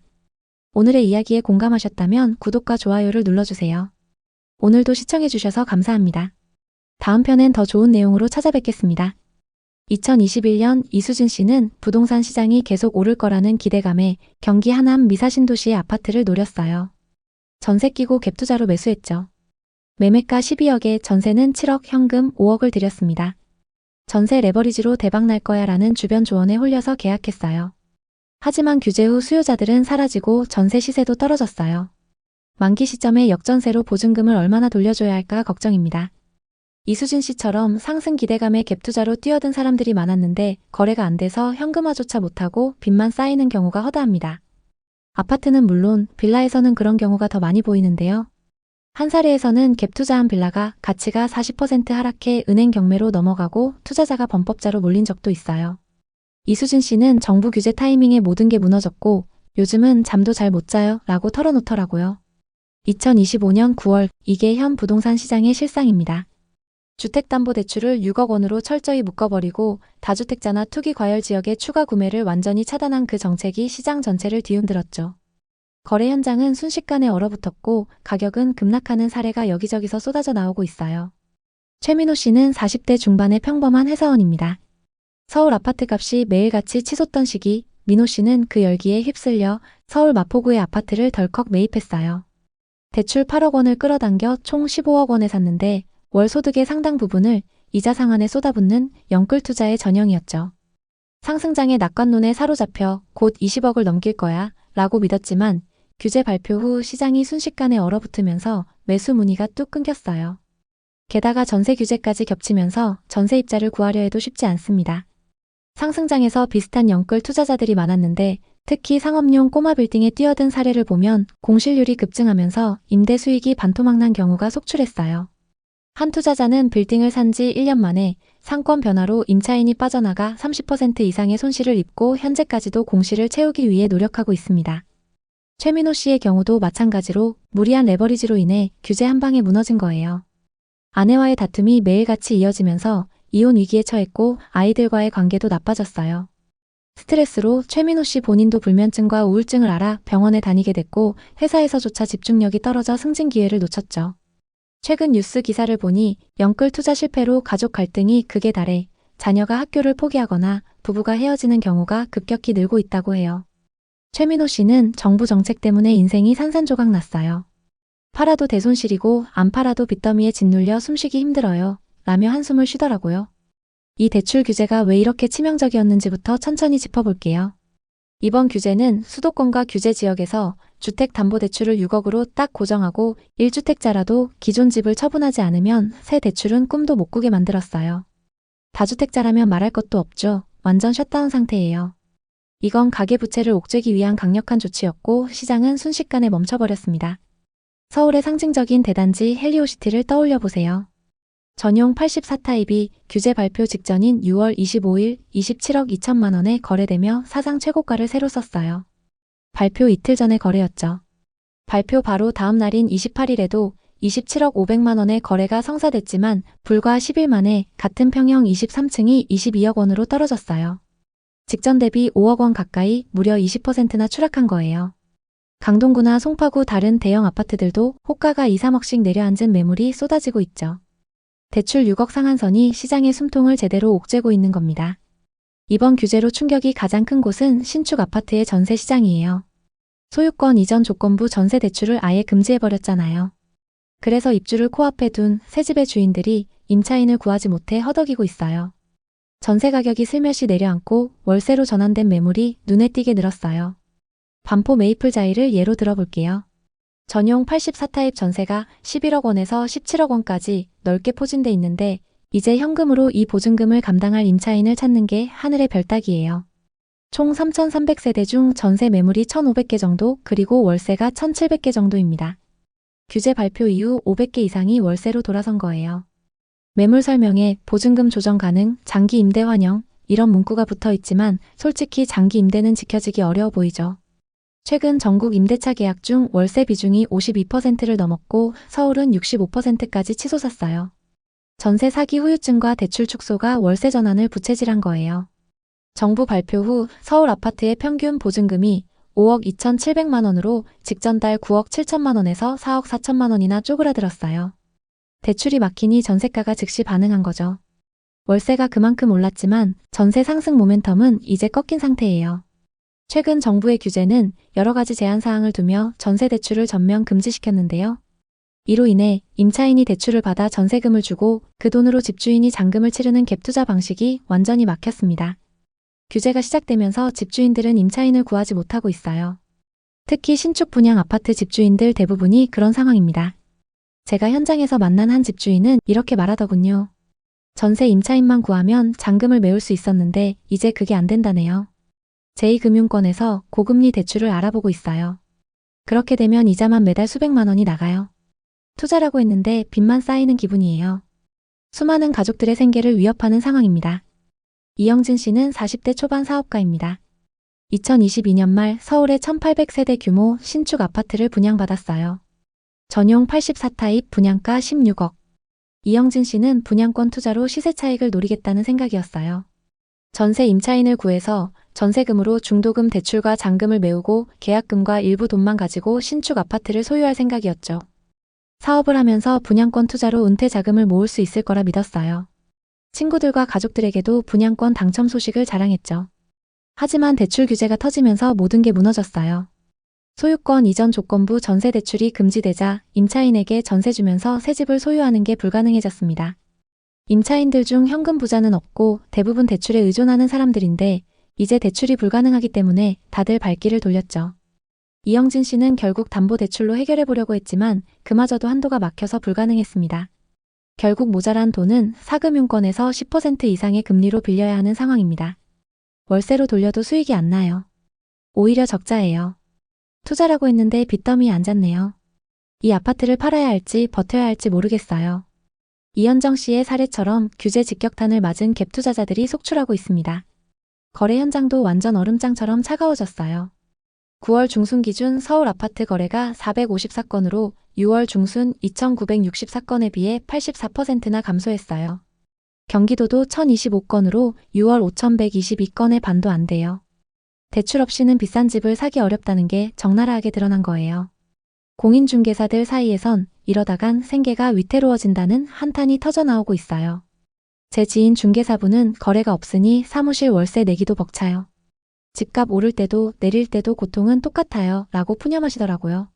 이 모든 게 우리나라 가계대출 의존도의 심각함을 드러내는 거예요. 지난 몇 년간 집값 상승은 빚으로 떠받쳐왔던 거였어요. 이수진 씨는 40대 후반의 약사예요. 부동산 시장이 다시 오를 거라는 기대감에 경기 하남의 아파트를 노렸어요. 전세 끼고 갭투자로 매수했죠. 매매가 12억에 전세는 7억, 현금 5억을 들였죠. 전세가 오르면 레버리지로 대박날 거라는 주변의 조언에 홀려서 계약했어요.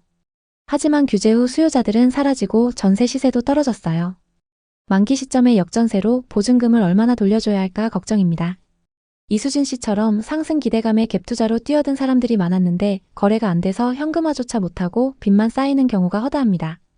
특히 빌라에서 그런 경우가 더 많이 보이는데요. 한 사례에서는 갭 투자한 빌라가 규제 후 가치가 40% 하락해 은행 경매로 넘어가고 투자자가 범법자로 몰린 적도 있어요. 이수진 씨는 정부 규제 타이밍에 모든 게 무너졌고 요즘은 잠도 잘 못 자요 라고 털어놓더라고요.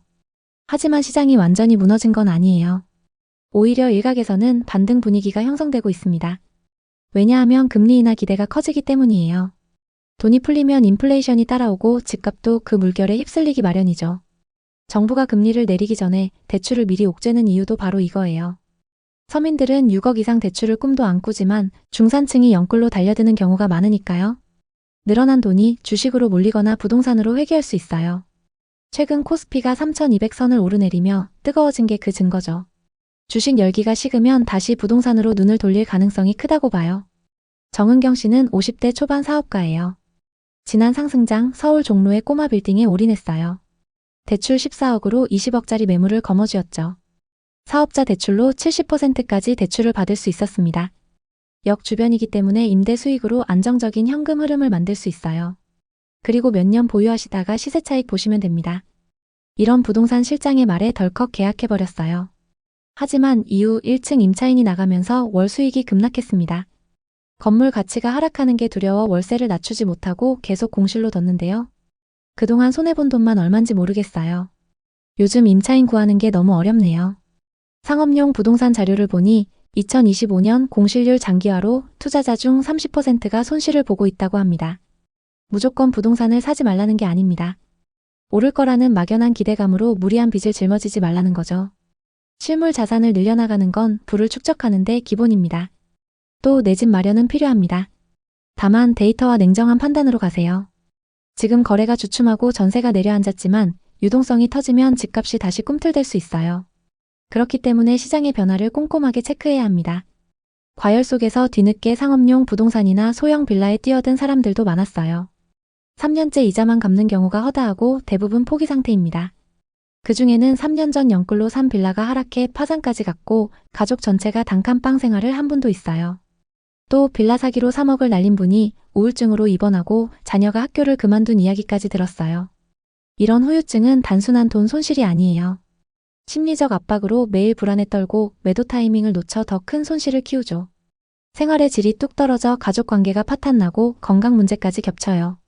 영끌한 사람들 중 62%가 손해를 봤다는 통계처럼 다들 상승을 기대했지만 실제로는 빚만 남은 사례가 허다해요. 부동산 투자 실패로 인한 가족 몰락 이야기도 많아요. 이런 이야기들을 보면 상승장의 달콤한 유혹이 얼마나 무서운 덫인지 알겠어요. 이제 전세나 대출 레버리지를 풀로 써서 투자하는 시대는 끝나갑니다. 다만 모든 부동산이 하락하진 않을 거예요. 또 서울 수도권과 지방의 부동산 양극화는 더욱 심해질 겁니다.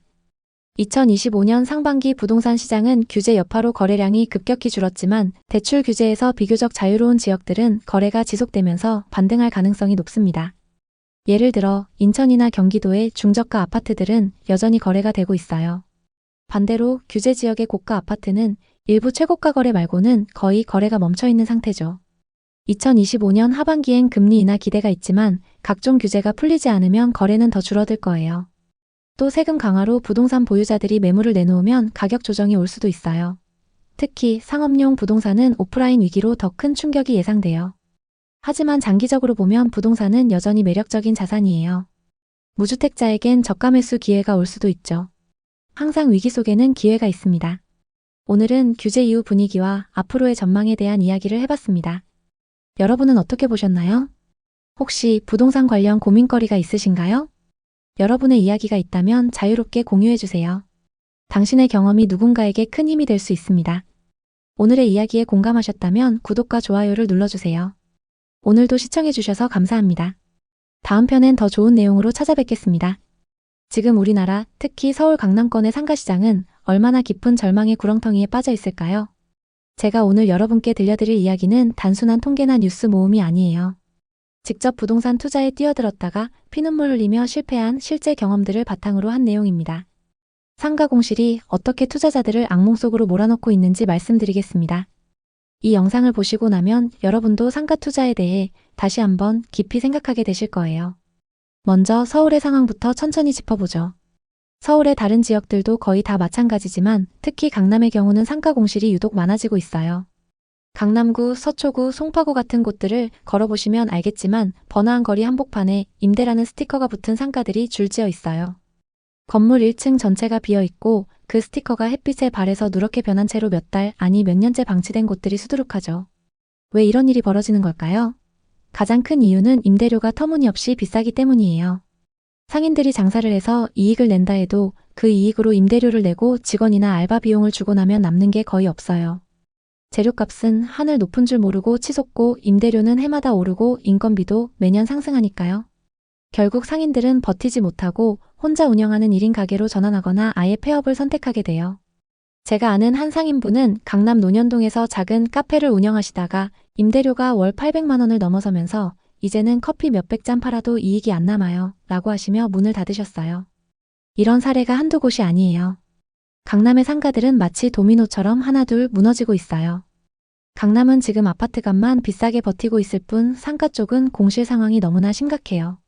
예를 들어 강남구 역삼동의 대형 상가는 준공 후 3년째 공실 상태예요. 한두 개 상가가 아니라 건물 1층 전체가 비어있고 임대 마크가 붙어 있는 거예요.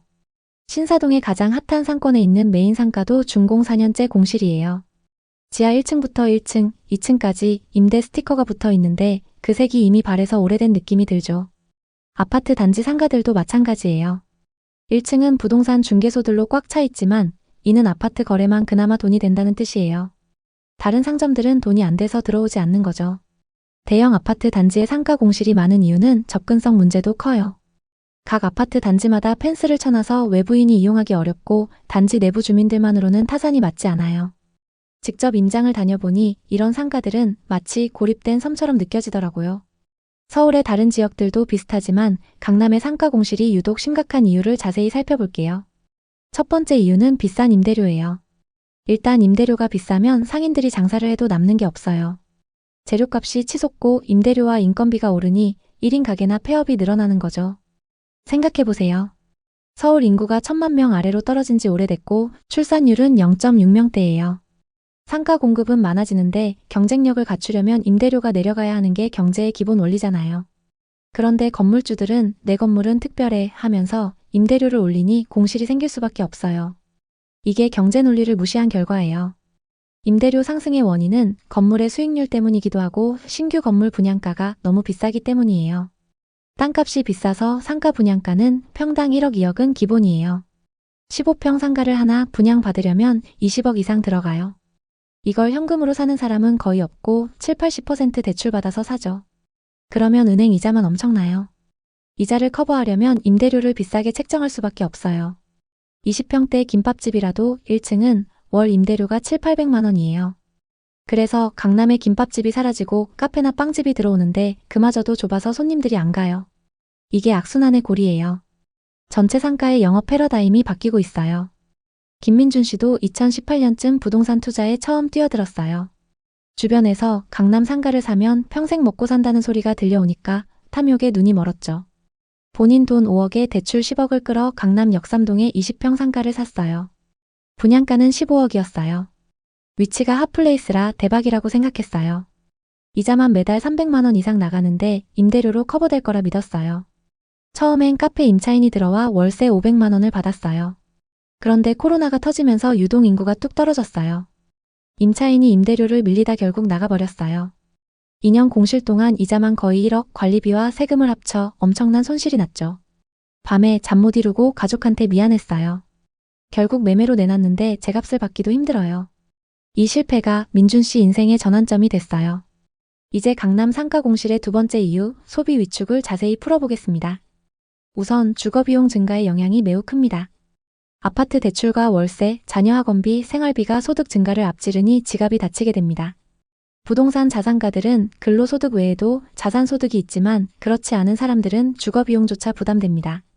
그러다 보니 점점 고가의 지출부터 줄이게 되는 거죠. 하다못해 회식 장소와 모임 장소도 고급 레스토랑, 스크린 골프장에서 좀 더 저렴한 곳으로 바뀌고 있죠. 또 쇼핑과 외식도 자연스럽게 줄었습니다. 이 때문에 상가들이 점점 문을 닫게 되는 겁니다. 세 번째 이유는 오프라인에서 온라인으로의 완벽한 전환이에요. 쿠팡, 컬리, 테무 이용자가 많아 오프라인 상가의 필요성이 줄어들었어요. 장사하는 사람들조차 온라인으로 사업을 전환하다 보니 자연스럽게 상가 공실이 많아지게 된 거죠. 고금리 시대의 건물주들은 이자 부담으로 버티기 힘들어지고 있습니다. 금수저나 다이아 수저가 아닌 이상 대부분 건물을 살 때 대출을 받아서 사기 때문에 점점 더 어려운 상황입니다. 최근 들어 강남 상가 공실이 폭증하고 있습니다. 충격적인 거래도 있는데요. 강남 신사동의 한 신축 건물이 준공 후 공실로 방치되다가 공매로 넘어갔는데 무려 20억 손해를 보고 거래됐어요. 이 건물은 원래 핫플레이스로 기대됐지만 임대료가 비싸서 임차인이 없었어요. 공실률이 20%를 넘은 강남 전체에서 이런 사례가 쏟아지죠. 가로수길은 공실률 40%, 청담동 17%로 상권이 몰락하고 있어요. 강남역 인근 상가도 공실 폭탄인데 임대료는 평당 수십만 원을 고집하면서 안 내린다며 버티다가 파산하는 거예요. 노년역 주변의 상가들은 공실률 21%, 압구정은 12%예요. 이영미 씨는 2020년에 송파구 상가를 샀어요. 30평, 분양가 20억, 대출이 12억이었죠. 당시에는 그 정도 대출은 쉽게 받을 수 있었어요. 그리고 그마저도 서로 사려고 했죠. 처음엔 카페가 들어와 월세 800만 원을 받았어요. 그런데 금리 인상으로 매출이 반토막 나면서 임차인이 버티기 어려워졌죠. 그 이후 공실로 유지된 지 2년 반. 이자만 1억 5천만 원 날렸어요. 주변 상가들도 비슷해서 서로 렌트프리를 주면서 경쟁은 더 치열해졌죠. 결국 손해를 보면서 팔기로 결심했지만 요즘 상가의 거래가 뜸하다 보니 문의조차 없는 상황입니다. 앞으로 상업시설의 전망을 해보자면 일단은 미래가 어둡습니다. 이런 상황이 지속되면 상가는 영원히 빈 공간이 될 수 있어요. 인구 감소와 오프라인의 온라인화로 오프라인 상가의 필요성이 사라지고 있죠. 서울에서 가장 좋다는 강남도 공실률이 20-30%입니다. 아무리 부동산 규제를 풀어도 임대료가 낮아지지 않으면 안 됩니다. 상업용 부동산은 자칫 잘못하다간 1990년대 일본처럼 될 수 있습니다. 버블 붕괴 때 상가 공실이 폭증했고 가격이 폭락했던 것처럼요. 어떤 투자도 마찬가지겠지만 부동산 투자는 항상 끝물에 산 사람들이 피해를 보게 되어 있습니다. 지난 상승장에서 가장 나중에 오른 부동산이 상업용 부동산이었죠. 그만큼 끝물에 투자한 사람들이 많고 그래서 상업용 부동산이 더욱 어려운 상황입니다. 상업용 부동산은 상권 조사가 우선되어야 합니다. 그리고 임대료가 적정 수준인지 주변 공실의 임대료와 위치를 충분히 비교해봐야 하죠. 만약 매매를 한다면 대출 비율은 최대한 낮추고 이자를 감당할 수 있는 선에서 접근해야 합니다. 공실이 오래된 상업용 부동산일수록 가격 협상하기 좋다는 점도 염두에 두시면 좋겠네요. 상업용 부동산의 절망적인 현실을 살펴봤는데요. 물론 지금도 상업용 부동산에 투자해서 큰 수익을 내는 분들도 있습니다. 오프라인의 장점을 잘 살리면서 자신의 사업을 확장하는 분들이 그런 케이스죠. 위험성이 많은 상업용 부동산. 하지만 만약 여러분의 사업이 오프라인의 장점을 살릴 수 있고 수익률을 더 높여서 건물이나 상가의 가치를 높일 수 있다면 상업용 부동산을 적극적으로 고려해 보시는 것도 좋습니다. 혹시 이와 비슷한 부동산 고민을 하고 계신가요? 여러분의 이야기가 있다면 자유롭게 공유해 주세요. 당신의 경험이 누군가에게 큰 힘이 될 수 있습니다. 오늘의 이야기에 공감하셨다면 구독과 좋아요를 눌러주세요. 오늘도 시청해 주셔서 감사합니다. 다음 편엔 더 좋은 내용으로 찾아뵙겠습니다. 지금 우리나라, 특히 서울의 부동산 시장이 얼마나 큰 위기에 빠져 있는지 아시나요? 제가 오늘 여러분께 들려드릴 이야기는 단순한 헛소문이나 가짜 뉴스가 아니에요. 직접 부동산에 투자했다가 피눈물 흘리며 실패한 실제 경험을 바탕으로 한 내용입니다. 재건축, 재개발 등 각종 정비 사업이 어떻게 투자자들을 위기로 몰아넣고 있는지 말씀드리겠습니다. 이 영상을 보시고 나면 여러분도 재건축, 재개발 투자에 대해 다시 한번 깊이 생각하게 되실 거예요. 먼저 서울의 상황부터 천천히 짚어보죠. 현재 서울의 한 재건축 단지에서는 추정 분담금이 21평 기준 최대 8억 3천만 원이라고 합니다. 아파트 시세가 5억 후반대인데 분담금이 8억대라니 이게 말이 되나요? 대체 이 금액은 어디서 나온 걸까요? 서울 아파트 시장은 2018년부터 본격적으로 상승세를 탔습니다. 그때 가격은 지금 보면 바닥 수준이었는데 최근 일부 지역에서 그 시절 가격으로 돌아가는 거래가 속출하고 있습니다. 이유는 뭘까요? 바로 서울 재건축 사업의 함정 때문입니다. 재건축은 노후 아파트를 헐고 새로 짓는 꿈의 로또로 불리지만 현실은 녹록지 않습니다. 공사비 폭등, 까다로운 규제, 주변 반대 등으로 분담금이 상상을 초월하면서 가격이 곤두박질치고 있어요. 특히 서울 금천구와 강남구 사례가 대표적이에요. 먼저 금천구 시흥동의 남서울 럭키 아파트 이야기부터 해볼게요. 1981년에 지어진 이 아파트는 40년이 넘은 노후 아파트로 986세대 16평부터 27평까지 소형 평수 위주로 구성되어 있습니다. 용적률 123%로 재건축 사업성이 좋아 보였죠. 2023년 신탁 방식 재건축을 추진했는데 여기서 폭탄이 터졌습니다. 추정 분담금이 21평 기준 최대 8억 3천만 원. 아파트 시세가 5억 후반대인데 분담금이 더 크다니 이게 말이 되나요? 새 아파트에 입주하려면 집값에 분담금까지 12억 넘게 필요합니다. 과연 완공 후 시세가 이를 따라갈까요? 따라간다고 해도 비용이 너무 큰 건 사실입니다. 김민수 씨는 40대 중반 IT 회사 직원입니다. 2022년에 이 아파트 21평을 7억 8천만 원에 샀어요. 금천구는 신안산선과 GTX 노선으로 교통이 좋아지니 재건축 로또다 싶었답니다. 은행 대출 4억에 부모님 도움까지 받아서 샀죠. 그런데 이후 분담금 추정치가 발표되자 패닉 상태가 됐습니다. 분담금 8억? 그 돈이면 강남 중소형을 사겠네. 이렇게 생각하며 매물로 내놓으려고 했지만 시장이 얼어붙어 5억대에도 안 팔렸습니다. 더 심각한 건 25년 6월에는 4억 8천만 원까지 떨어졌습니다. 김민수 씨는 재건축 믿고 뛰어든 게 인생 최대 실수라며 후회하셨어요. 왜 이런 일이 생겼을까요? 첫째, 공사비 폭등입니다. 2020년대 들어 철근과 시멘트 가격이 2배 이상 올랐고 인건비도 급등했어요. 둘째, 주변 학교 문제예요. 단지 옆에 문일중학교와 문일고등학교 그리고 문백초등학교가 있어서 일조권 문제로 높이 제한을 받을 가능성이 큽니다. 즉 여러 제한 사항으로 사업 진행이 어려워졌죠. 이 불안감 때문에 가격이 더 떨어졌습니다. 2022년 7억 8천만 원에 거래되던 아파트가 올해 4억대 후반으로 정확히 2019년 말 수준으로 돌아갔습니다. 여러 가지 방법으로 노력 중이지만 분담금 조율은 여전히 난항인 상황입니다. 주민들도 의견이 양측으로 갈려 혼란 속에 빠졌습니다. 금천구 말고도 서울에서 재건축 재개발 사업 무산이 가장 많은 지역은 어디일까요? 바로 영등포구입니다. 최근 서울경제 기사에 따르면 서울 전체 무산 사례 중 영등포구가 1위, 중랑구, 성북구, 종로구, 서대문구가 뒤를 잇죠. 이유는 사업성 부족, 주민 갈등, 시공사 미선정 등입니다. 영등포구 물레동 사가 재개발 구역은 사업비가 8,470억 규모인데 입찰이 유찰됐어요. 공사비가 너무 올라 건설사들이 손사래를 쳤죠. 여의도 근처라 입지가 좋지만 재개발 기대에 투자한 분들은 지금 울상입니다. 재개발 사업 무산 사례가 쌓이면서 주변 가격도 연쇄적으로 떨어져 2019년 수준으로 돌아갔습니다. 박성준 씨는 50대 초반 은행원입니다. 상승장일 때 물레동에 재개발 예정지 빌라를 3억 5천만 원에 샀습니다. 여의도 직주 근접 재개발되면 대박. 이런 광고에 설득당했죠. 대출 2억에 저축까지 털어서 계약했습니다. 그런데 시공사 선정 유찰 소식에 충격을 받았습니다. 시공사가 없으면 사업 무산인가? 하며 불안해하시더니 결국 올해 4월 3억에 급매로 팔았습니다.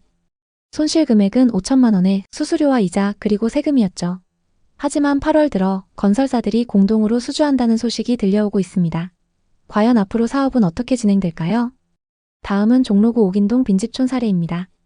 이 지역도 재개발 무산으로 빈집이 방치돼 많은 사람들이 다니기 꺼려하는 지역이 됐습니다. 창문이 깨지고 쓰레기가 여기저기 쌓여있는 상황인데요. 이 지역은 역사적 가치 때문에 규제가 심하고 주민 동의율 미달로 사업이 여러 번 엎어졌습니다. 지자체가 빈집을 매입해 공원화하려 하지만 예산 부족으로 진척이 없습니다. 서울 도심인데 빈집들이 있다니 믿기시나요? 이 지역 재개발 기대에 투자한 분들은 지금 땅값만 보고 한숨 쉬고 있습니다.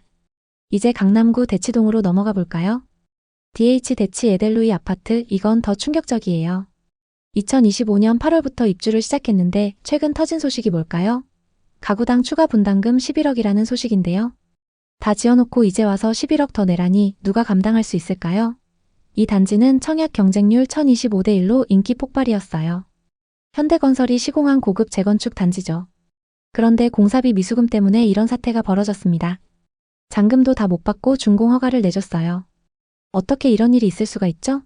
조합은 PF 대출 상환을 위해 2,300억 규모의 자금 확보를 추진 중인데 아파트 전체를 담보로 걸어야 해요. 모든 대출을 조합이 떠안는 꼴이죠. 이영희 씨는 50대 초반 주부입니다. 강남 대치동 재건축 로또라며 기대했죠. 그런데 추가 분담금 11억 소식에 쓰러질 뻔했대요. 이 돈 어디서 구해? 집 팔아야 하나?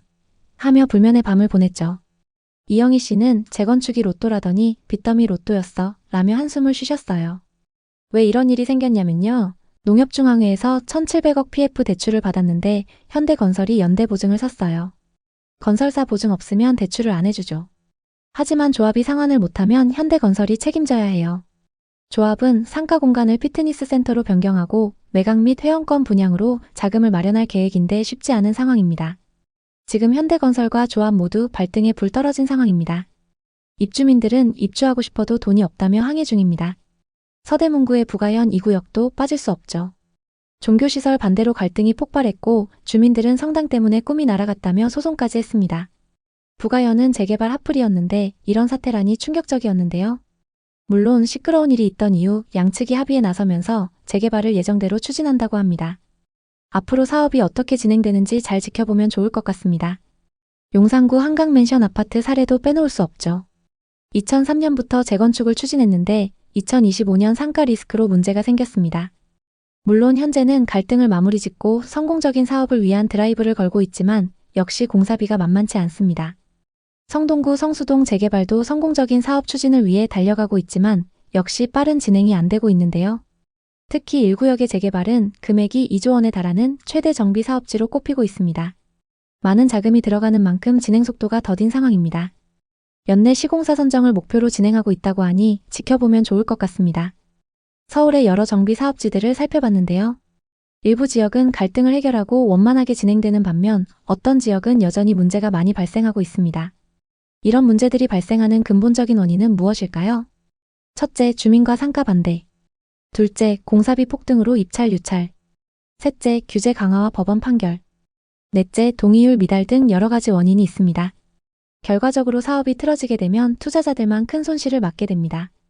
재건축 재개발 사업은 성공만 한다면 큰 수익을 볼 수 있습니다. 그렇기 때문에 그만큼 위험 요소도 많죠.